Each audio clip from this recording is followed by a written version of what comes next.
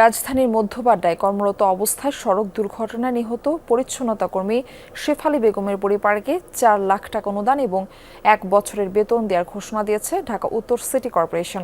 প্রধানমন্ত্রীর নির্দেশে আজ সকালে নিহতের বাসায় যান স্থানীয় সরকার প্রতিমন্ত্রী মীর শাহে আলম, গৃহায়ণ প্রতিমন্ত্রী আহমেদ সোহেল মঞ্জু ও ডিএনসিসি প্রশাসক শফিকুল ইসলাম খান। এ সময় বিআরটিএর সাথে আলোচনা করে ফিটনেসবিহীন গাড়ি ও লাইসেন্সবিহীন অদক্ষ চালকদের বিরুদ্ধে কঠোর ব্যবস্থা নেওয়ার হুঁশিয়ারি দেন ডিএনসিসি প্রশাসক। তদন্ত সাপেক্ষে বেপরোয়া ড্রাইভিংয়ের বিরুদ্ধে ব্যবস্থা নেওয়ার আশ্বাসও দেন তিনি।